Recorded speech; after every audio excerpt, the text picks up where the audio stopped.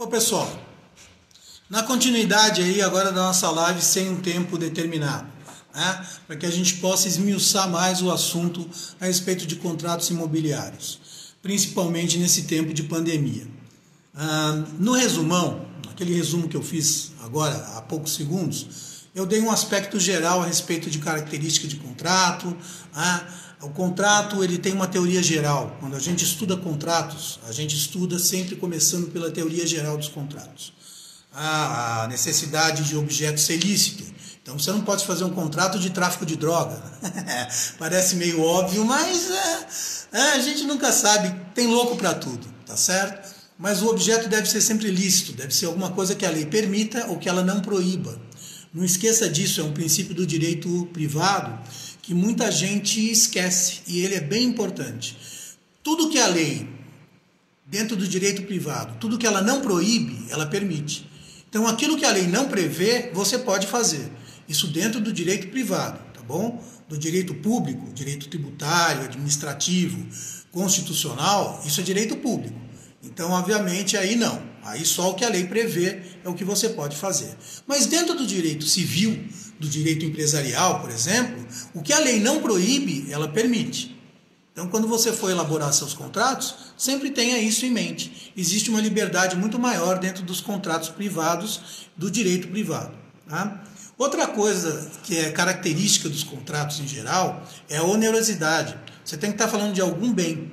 Ou um bem de capital, ou um bem imóvel, ou um bem móvel, alguma negociação tratando de bens tem que estar envolvida. Isso também pode acontecer com serviços. Então, o pagamento de algum serviço. Todo contrato do direito privado traz aí aquilo que nós chamamos de obrigações. Na verdade, se eu fosse dar um conceito rápido para vocês, eu diria que um contrato é um conjunto de obrigações estabelecidas entre as partes. No mínimo duas partes, podendo aí se estender por um número não limitado de partes envolvidas, tá certo? Bom, então temos essas características. O objeto lícito, a onerosidade, tem que tratar de algum valor ou de algum bem, tá certo? E aí temos também a possibilidade, que eu acho que hoje é o assunto mais importante dentro de contrato, que é a revisão de negócio. A revisão de contrato.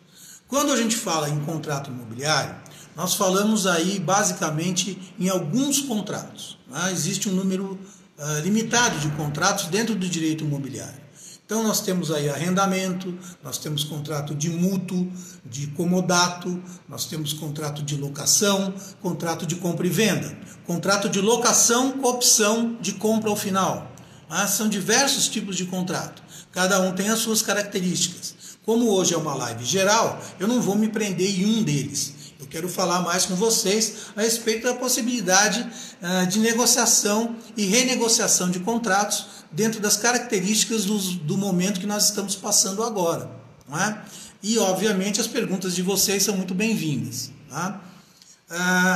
Eu tive algumas perguntas durante de ontem para hoje, algumas pessoas mandaram o WhatsApp, mandaram e-mail, fazendo algumas perguntas a respeito de situações dentro da relação contratual, tá certo? Então, por exemplo, eu tenho aqui uma questão a respeito de quais seriam alguns motivos que permitiriam o indivíduo que fez a compra de um imóvel dele se arrepender dessa compra. Então ele vai lá, fecha o contrato de compra e venda com o corretor, envolvendo o corretor. Importante aí, quem é corretor de imóvel ficar atento a isso, porque normalmente a normatização, a praxe, os contratos falam a respeito do quê? Uma vez que o comprador se interessa pela compra do imóvel, ele vai e assina o contrato. Pelo direito do consumidor, pelo Código de Defesa, ele teria 7 dias para se arrepender dessa compra. E tem 7 dias para olhar, ver o imóvel, verificar e por algum motivo ele se arrepende e fala, puxa vida, não é o que eu não quero mais o imóvel, quero devolver. Só que para fechar o contrato, ele dá um sinal, tá certo? Ele dá o famoso sinal, que é a garantia de reserva daquele bem. Normalmente, a legislação fala a respeito do quê? Se ele desistir, mesmo dentro desses 7 dias, a comissão do corretor e o sinal estão garantidos. Então, em tese, o comprador perderia esse valor. Eu quero chamar bem a atenção de vocês para o seguinte: toda regra tem exceção. E essa é uma exceção também. Essa também tem exceção. Nem sempre é assim. Dependendo da motivação que levou o sujeito a não fechar o negócio, isso é muito importante ficar claro, tá? Se o sujeito, comprador, deu o sinal e ele realmente, por algum motivo, foi levado a erro, tá certo? Pelo corretor, ou pelo vendedor, ou pela incorporadora, por alguém. Alguém do outro lado da relação da venda enganou esse comprador por algum motivo. Ou descreveu o imóvel sem dar os detalhes devidos, ou o material que faz parte do descritivo do imóvel não está batendo com aquilo que foi entregue. Então você comprou um tipo de piso, você comprou um tipo de manta, impermeabilizante, alguma coisa nesse sentido. A descrição do imóvel é uma, o material descrito é um, e quando você vai no imóvel que você começa a morar ou começa a reformar e você vê dentro desse período e até fora, viu, desse período, que não é aquilo que você comprou, você foi levado a erro, por boa, não interessa aí se houve boa ou má fé nesse primeiro momento, tá? Se houve má fé, ainda vai caber indenização. Além da devolução do dinheiro, ainda cabe indenização por dano moral. Mas se não foi por má fé, houve realmente um engano, né? A justiça não tem dado a comissão do corretor. Por que isso? Porque a comissão está atrelada diretamente à realização do negócio. Então, quer dizer, você já imaginou que loucura? Se você fosse obrigado... Aline, boa tarde, bem-vinda, querida. Você já imaginou que loucura que seria se todo mundo que vai por uma imobiliária, senta, se interessa por alguma coisa, dá um sinal, e dali a alguma semana, 10 dias, o cara se arrepende, fala, poxa, mas não é isso que eu queria. Dependendo do motivo, se for justificável, o cara ainda paga a comissão do corretor, sendo que o negócio não saiu. Não, mas o corretor trabalhou, foi lá, mostrou, etc e tal. Minha gente, estipula um custo então para isso. Então é o seguinte, para o corretor te acompanhar, fazer etc e tal, cobra uma taxa.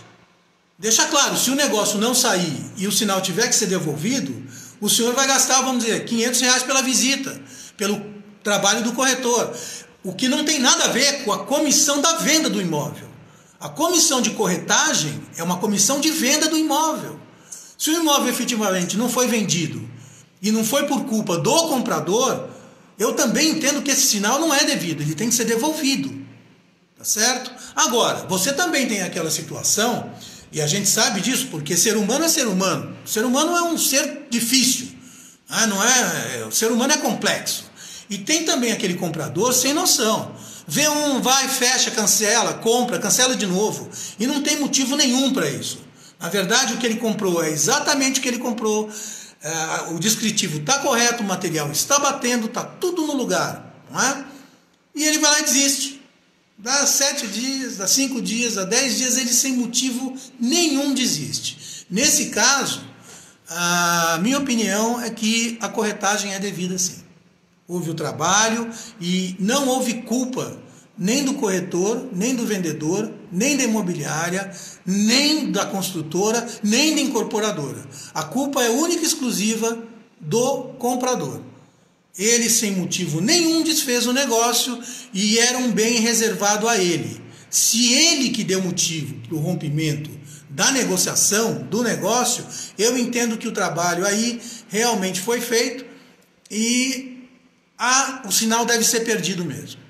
Realmente, eu encaro dessa maneira e acompanho a legislação nesse caso. Nos outros casos, eu acompanho a jurisprudência, eu acompanho o que os juízes, na sua maioria, têm decidido. Se a motivação da quebra do negócio não foi por culpa do comprador, efetivamente ele merece o sinal de volta, porque senão seria um enriquecimento ilícito. Tá? Na visão da justiça é assim, eu também penso da mesma maneira. Aí sim, falando a respeito de outros itens. Né? O sujeito comprou o imóvel na planta, foi uma vez, foi duas, não prestou muita atenção na localização. Quem é que não prestou atenção na localização? O vendedor ou o comprador? O comprador. Aí ele se arrepende do negócio porque a localização não é boa. Meu amigo, desculpa. No mínimo ele deve ir até o imóvel para saber onde é que o imóvel se localiza. Ou pelo menos pegar uma planta, pegar um Google, aí com direitos autorais, pegar um Google Street, dar uma olhada na região, fazer uma pesquisa. O interesse é dele, cara. O interesse é do comprador também. O vendedor não tem a obrigação de sair adivinhando o que o comprador quer. O comprador tem que falar. Na medida em que ele não fala e fica frustrado, a culpa é dele, comprador. O corretor não tem nada a ver com isso. O trabalho do corretor é ser transparente. Olha, é assim, assim, assim, a vizinhança é essa, a localização é essa, fica perto disso. O que o senhor precisa?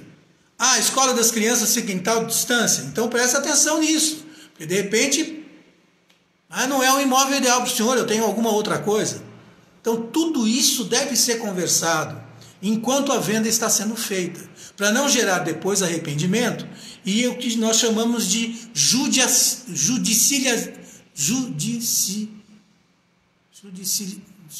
cara, que a palavra sumiu, amiguinho. Bom, é o seguinte, né? Fugiu. Evita de enviar para a justiça esses processos, tá bom? Que não interessa para ninguém. Um acordo médio é melhor do que um bom processo, tá certo? Eu sou advogado, vivo disso e continuo dizendo a mesma coisa. Melhor um acordo razoável do que um bom processo, tá bom?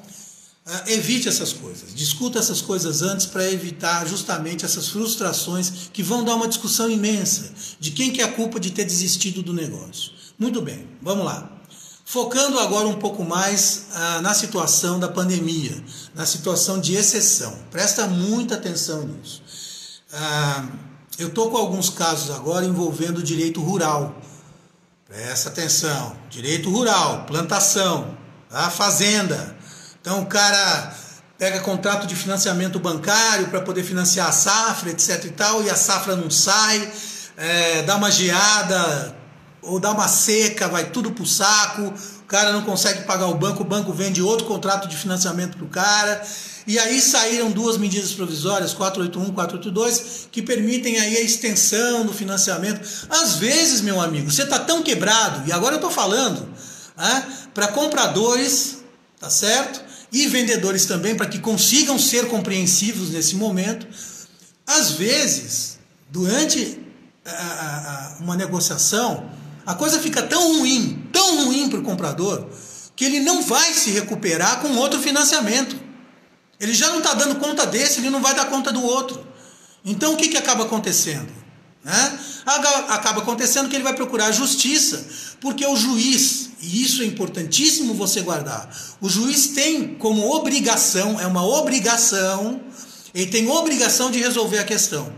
E nesses contratos de compra e venda de imóvel, como de compra e venda de qualquer outra coisa, ou locação, isso vale para locação também, tá? Para revisão de contrato de valor de aluguel, o juiz tem a obrigação de fazer o quê? Equalizar o contrato, equalizar a relação jurídica, equalizar o negócio. Ele tem que fazer com que o contrato volte a ofertar, a oferecer condições justas para as duas partes, ou para as partes envolvidas. Existem situações em que o contrato se desequilibra completamente. Por exemplo, existem contratos de leasing em que você tem um lastro em dólar. Não é pago em dólar. Estou falando de indexação, tá? Sempre a moeda é brasileira, é nacional, mas você tem uma indexação. Se você tiver uma supervalorização do dólar, pronto, o contrato está desequilibrado. Você vai precisar procurar o Poder Judiciário para o juiz chegar no meio termo para os dois, para que o contrato possa seguir em frente. A mesma coisa se dá em compra e venda de imóvel.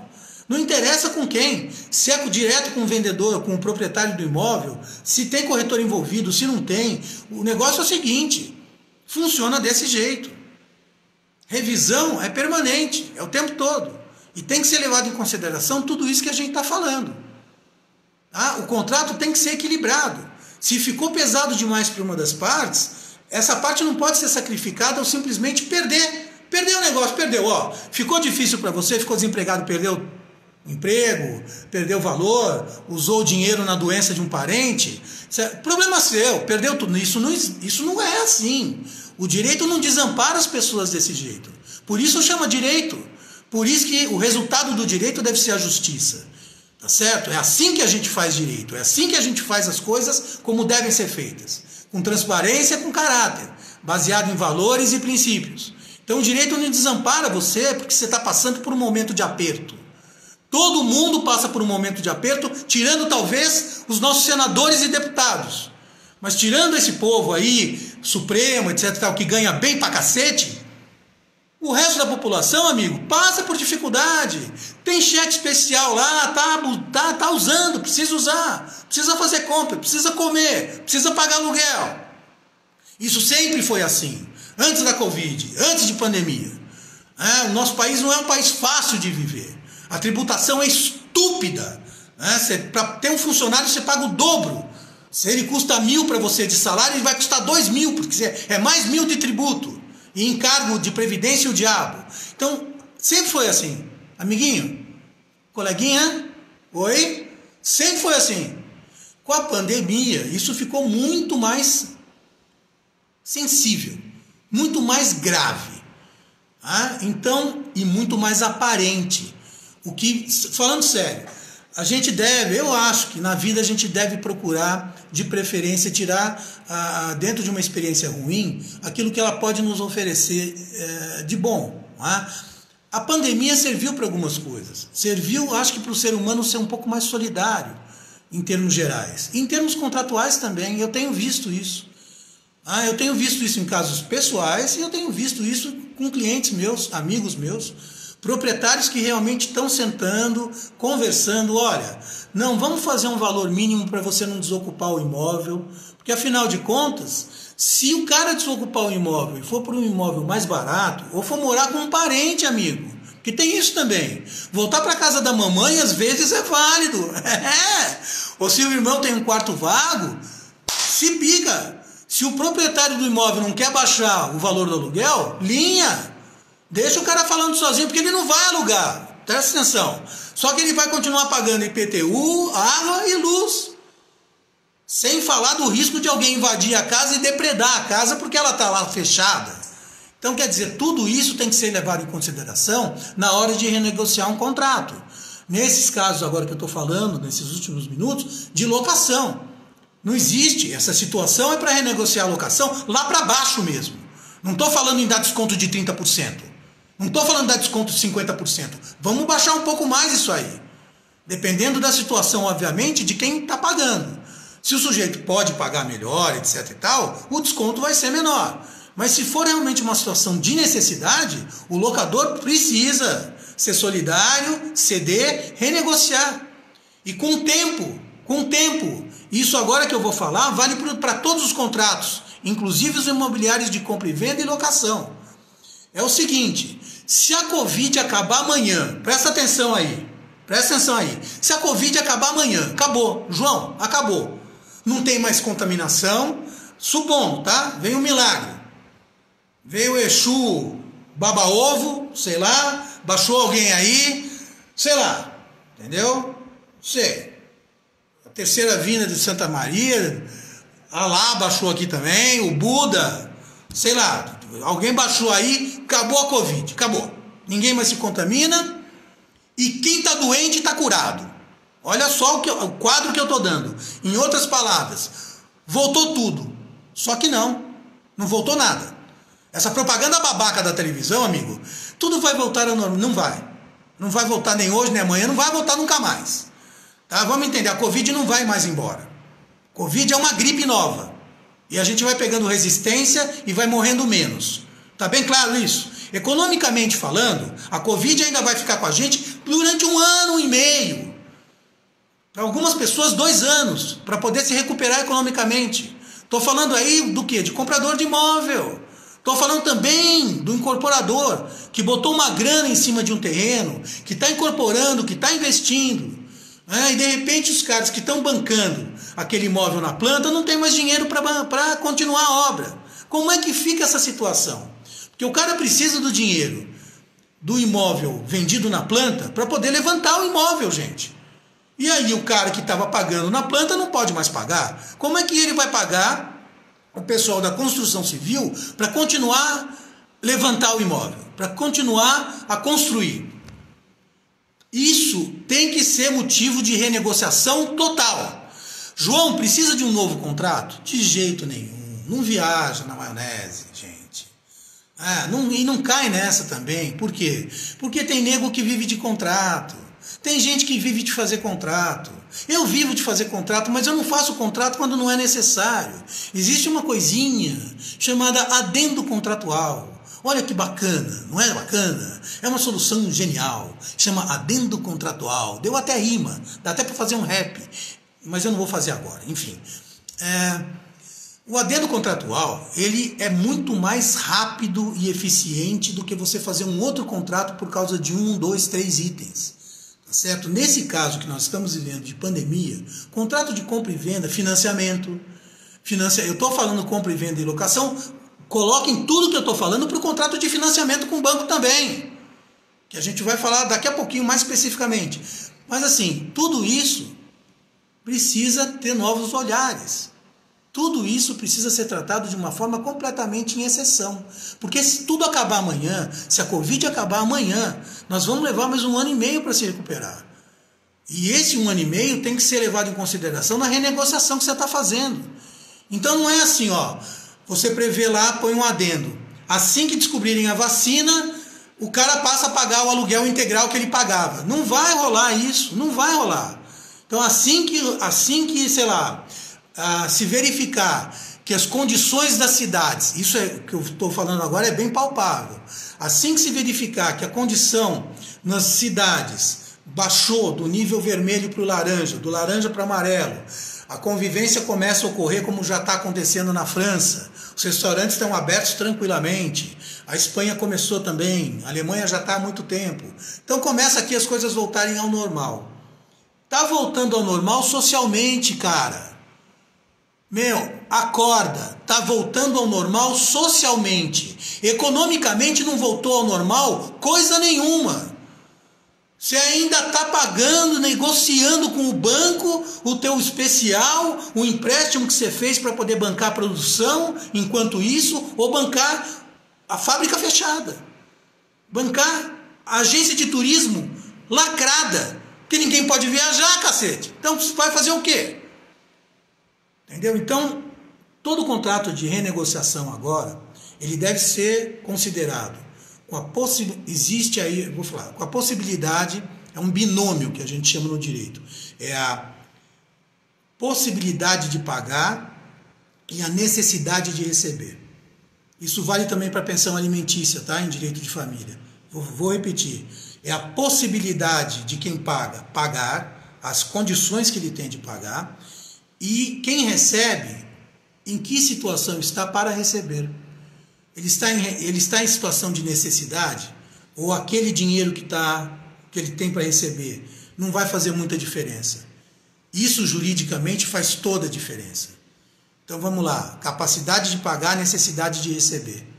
Isso também vale para os contratos imobiliários, tá certo? Na hora de renegociar, leva isso em consideração.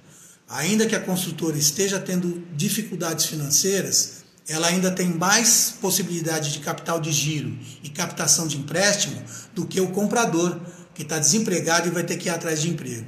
Então presta atenção, porque essa relação é real e é assim que ela funciona. É aí que o juiz entra para poder equilibrar essa relação. Entenderam? Então, na renegociação, leva em consideração esse binômio que eu acabei de falar, leva em consideração o tempo de recuperação. Dependendo do negócio, ele se recupera rápido. Se você tiver um controle, vamos lá, a pandemia começa realmente a estabilizar, controlar. As agências de turismo, a área do turismo é uma área que se recupera mais rápido, porque você vai ter mais gente voltando a viajar, preço promocional, ela vai se recuperando. As empresas aéreas também vão entrar em promoção, pode ter certeza disso, senão eles vão quebrar. Quem já não quebrou vai quebrar. Então vão ter que ceder numa série de coisas. Tem outros negócios que vão demorar um pouco mais.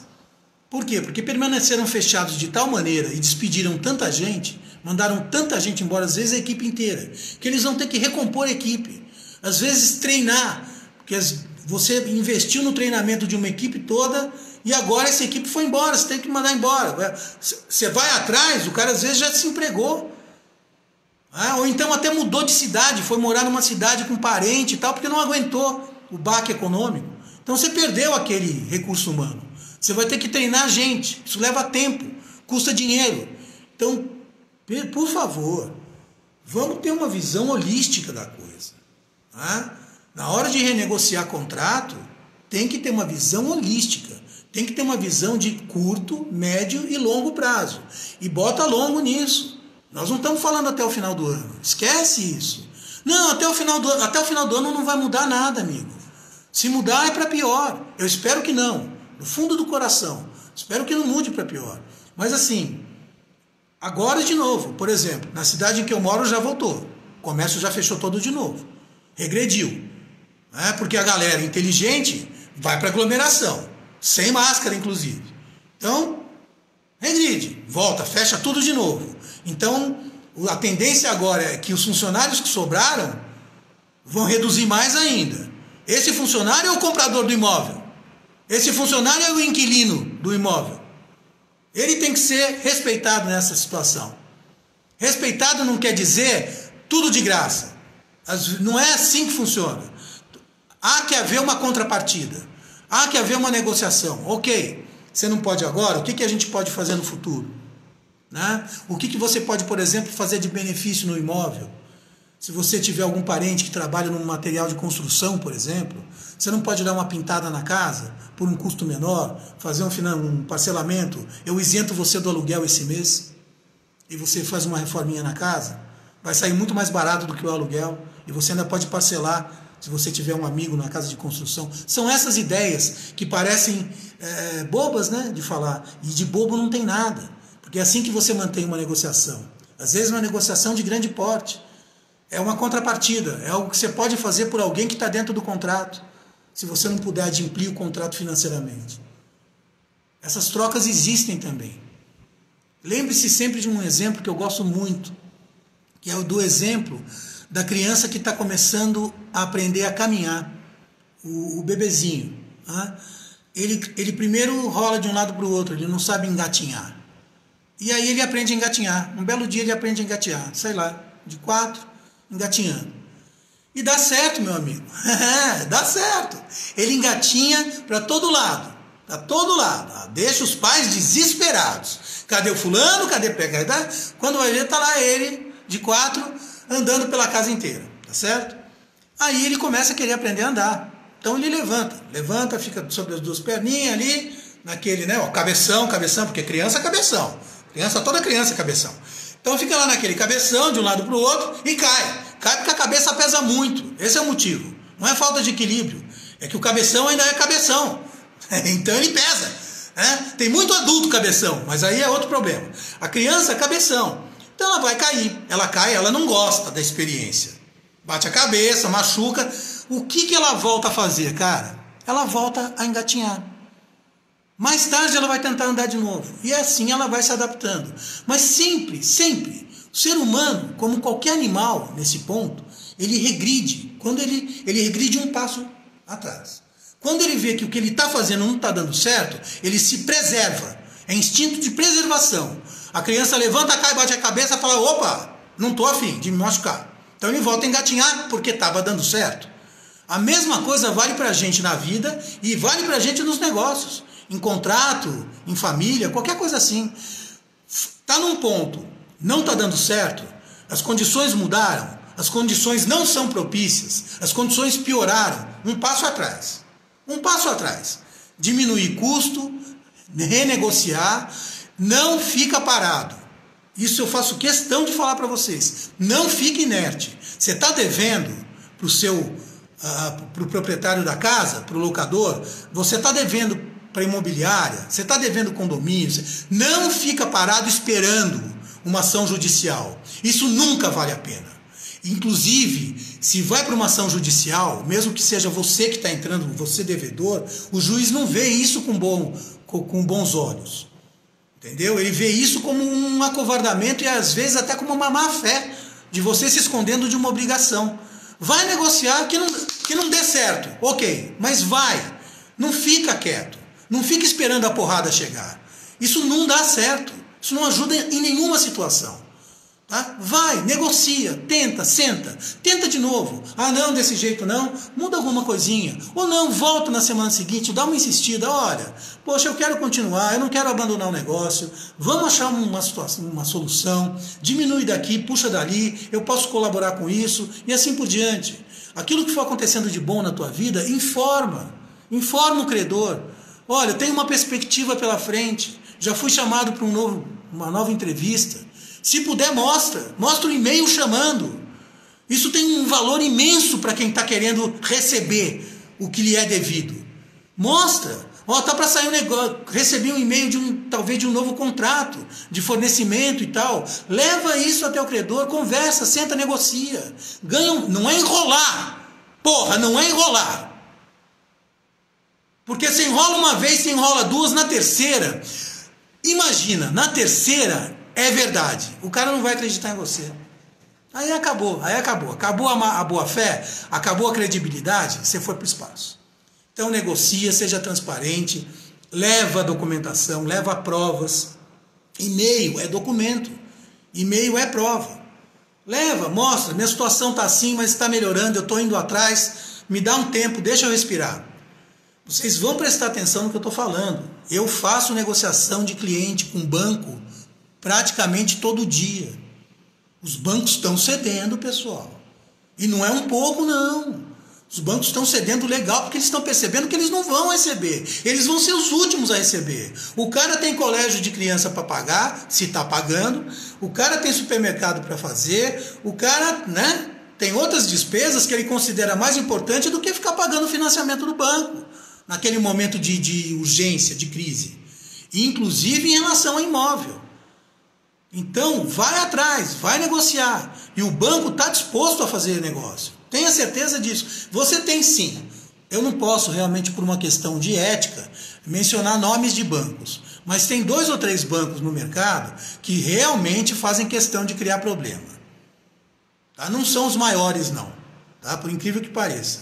Não são os maiores, não. São os médios. Eles criam cada pepino, cara.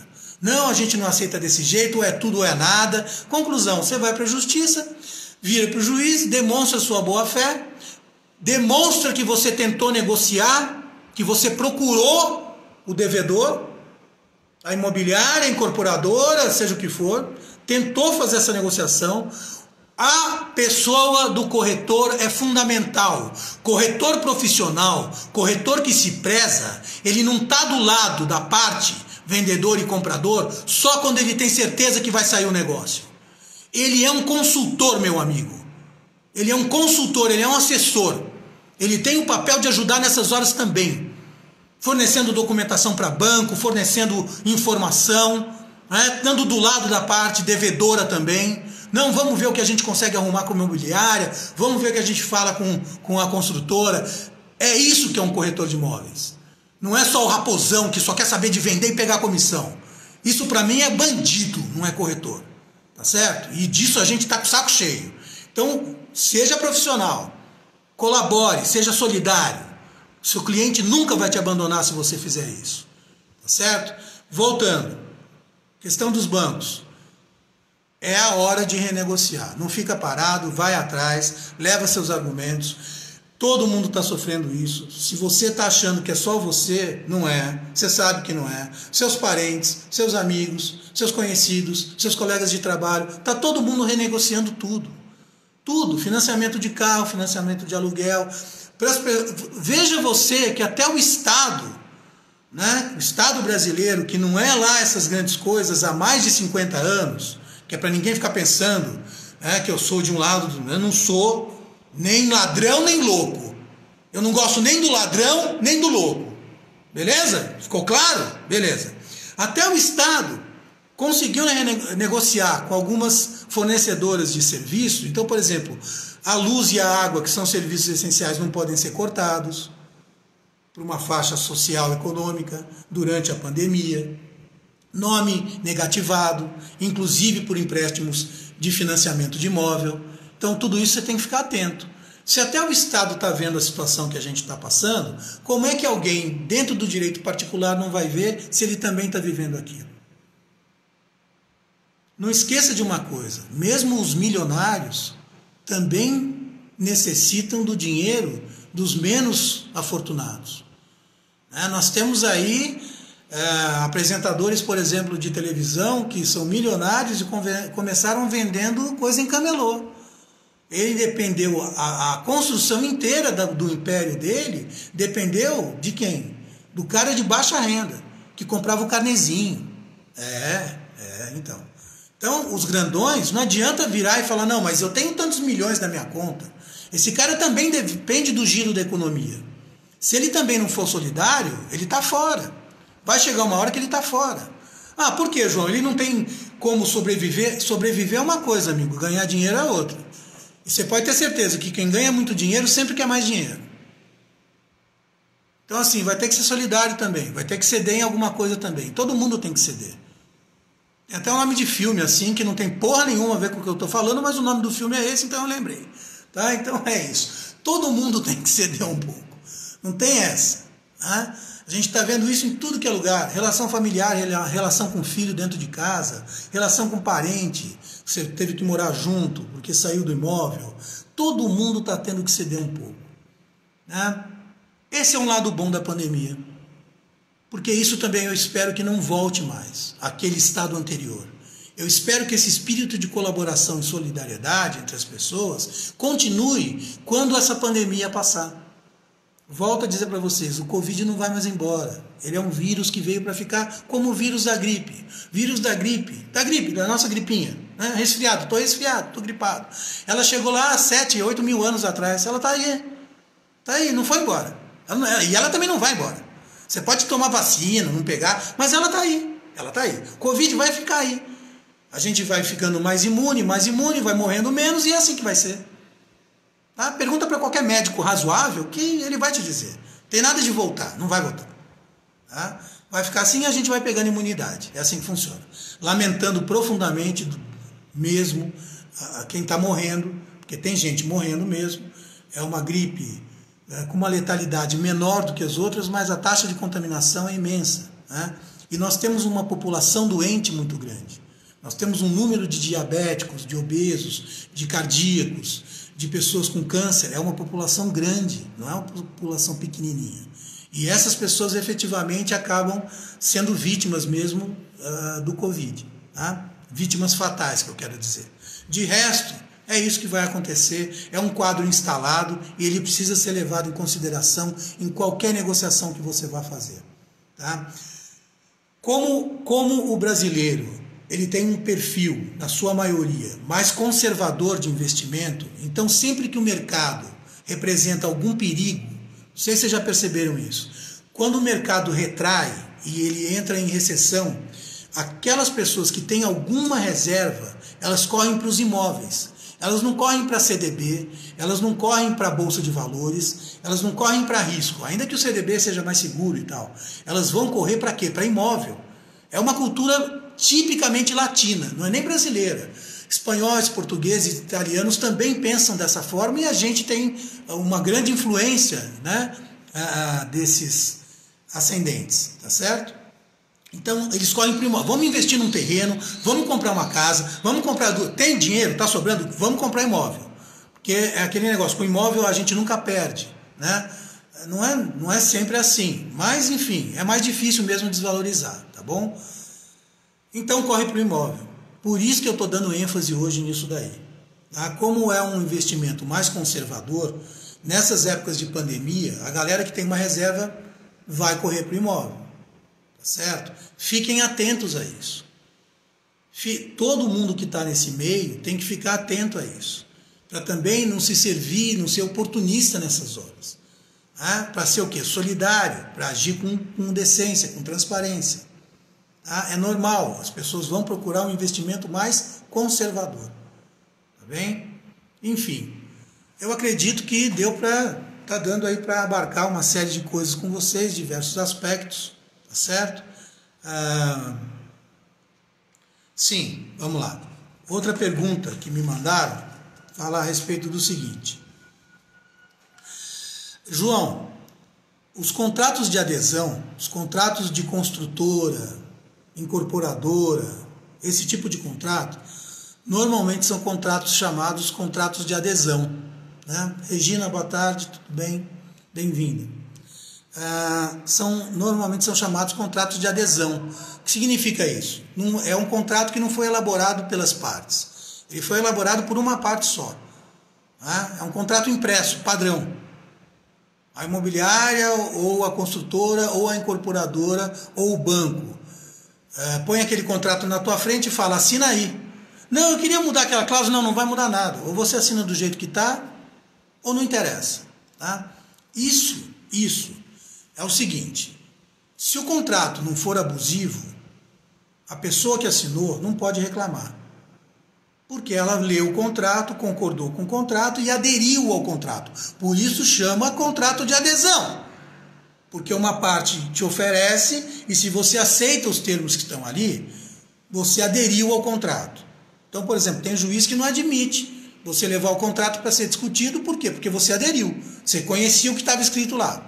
Por outro lado, 90% desses contratos de adesão são abusivos. Tem cláusulas chamadas leoninas, né, que abusam em cima de quem está assinando, de quem está se obrigando a pagar ou a cumprir o contrato. Então é um contrato abusivo que muitas vezes o sujeito é impelido, obrigado praticamente a assinar por um estado de necessidade. Ele precisa daquilo, mesmo naquele momento com aquelas condições.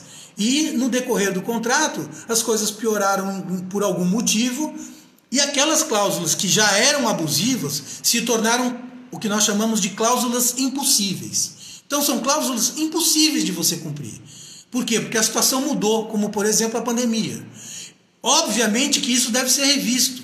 Primeiro você tenta rever isso extrajudicialmente, com reunião, virtual que seja. Não estou falando para você sair por aí sem máscara, não é isso. Faz uma chamada de vídeo, gente. Todo mundo hoje tem WhatsApp ou tem uma internet. Quem não tem, vai colocar a máscara assim e vai lá tentar ser atendido.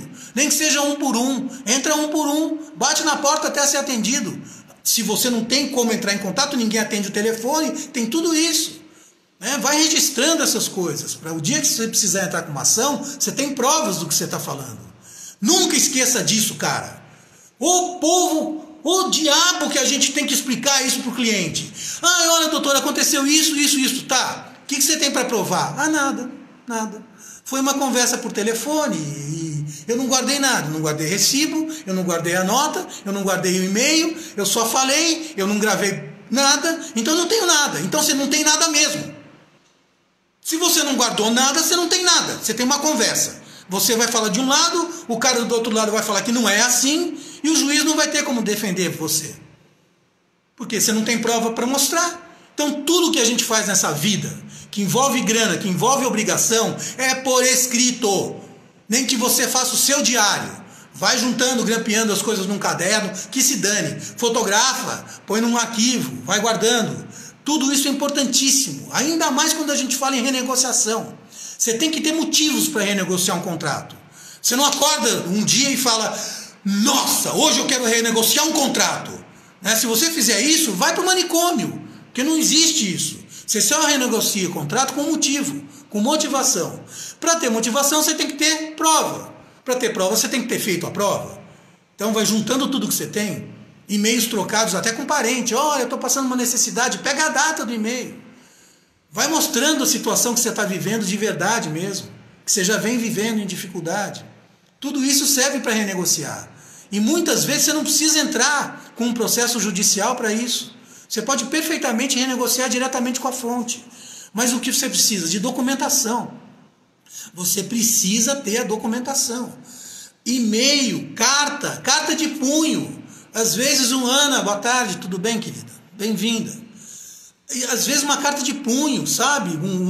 Protocola, leva alguma coisa na imobiliária, na construtora, protocola tentativa de renegociação, né? Vai tentando evitar a briga judicial, mas se for preciso, você está documentado, cara. Isso vale para tudo, para contrato de sociedade, para contrato imobiliário, locação, compra, o que você quiser, financiamento, contrato de financiamento de capital de giro. Vai fazendo um relatório do que você gastou nesse capital de giro. Se você precisar renegociar, você tem um histórico. Você vai poder virar para o gerente do banco e falar, olha, estava desse jeito, já não estava fácil. Com a pandemia ficou quase impossível. E ficou por causa disso, e vai mostrando.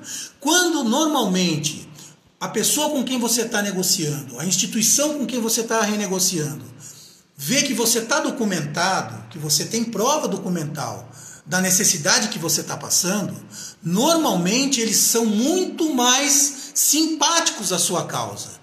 Normalmente eles cedem muito mais fácil. Por quê, João? Porque eles sabem que se você precisar entrar com uma ação judicial, você tem documento para provar. E o juiz pode te proteger numa relação dessa. Te proteger, que eu estou dizendo, gente, é te proteger com a tutela jurisdicional, tá? Dentro da lei. Ele pode te proteger usando a lei, usando a situação que você está passando. Não estou dizendo que o juiz vai ser, nesse caso, parcial, né? Dar um privilégio. O juiz não dá privilégio, não deveria, pelo menos. O juiz tem que ser imparcial. Mas se você está documentado e a outra parte sabe disso, ela também vai evitar o processo judicial. Melhor para você. Então, documenta tudo que você faz. Márcia, boa tarde, tudo bem? Muito bom te ver por aqui. E é assim que se faz. A renegociação, então, sempre deve ser documentada com um bom motivo. Se você tem bons motivos, você provavelmente tem bons documentos. Vale de tudo.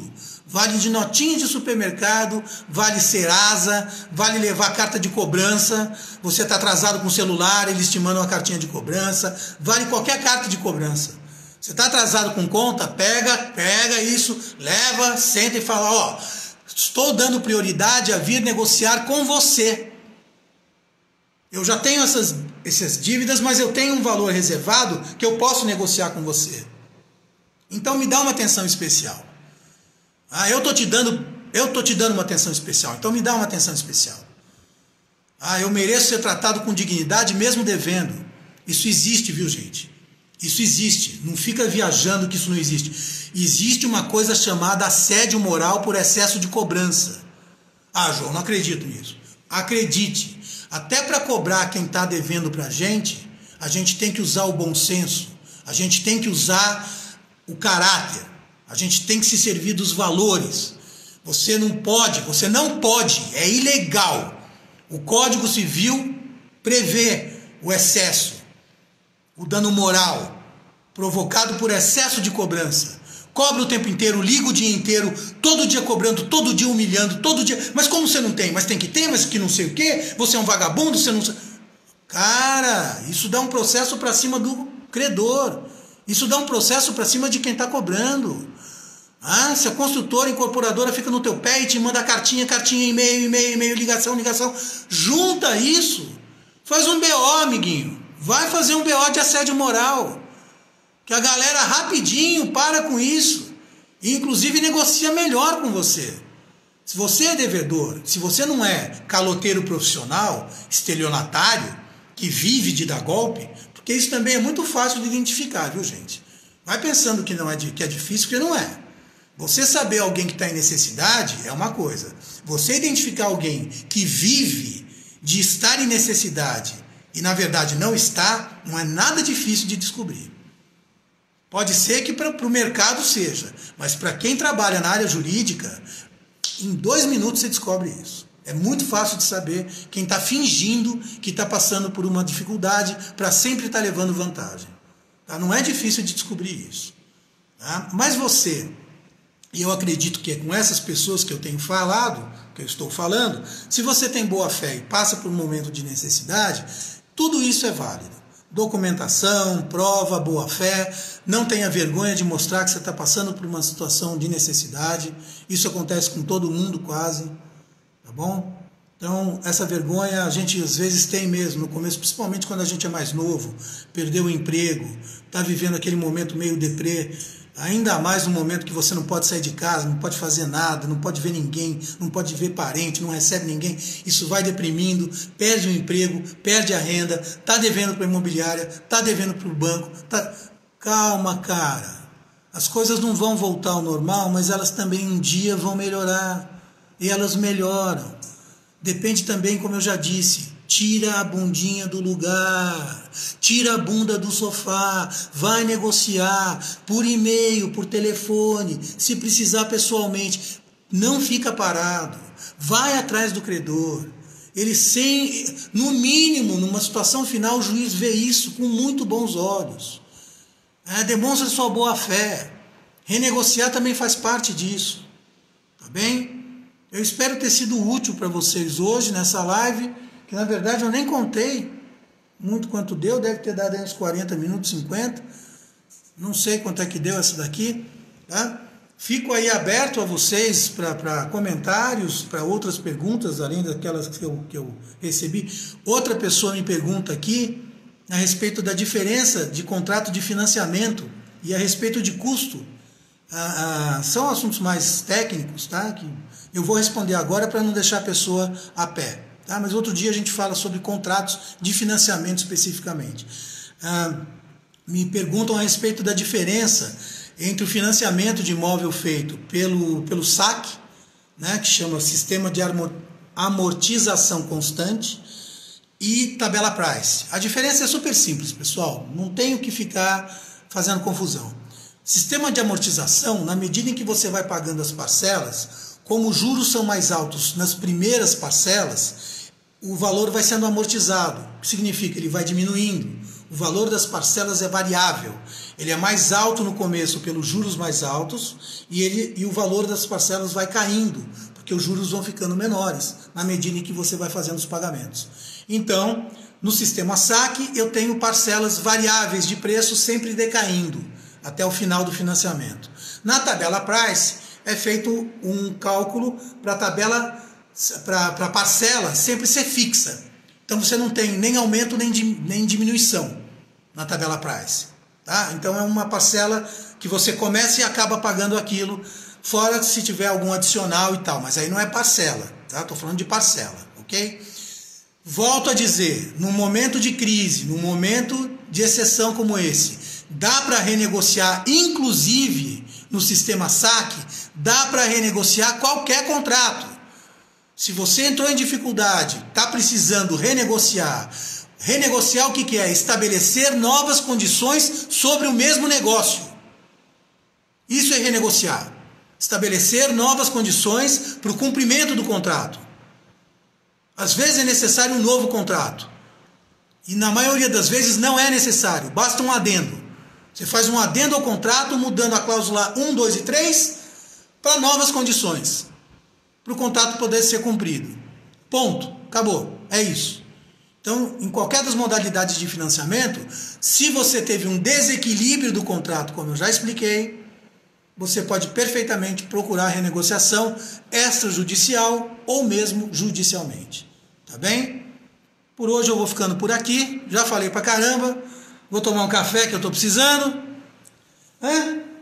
E pensar na próxima live da gente. Tá bom? Tá certo? Então, desejo para vocês uma excelente semana. Que ela comece com muita luz, com muita paz e com muita prosperidade, mesmo em tempos difíceis, porque isso é possível e é desejável. Tá bom? Um beijo e um abraço.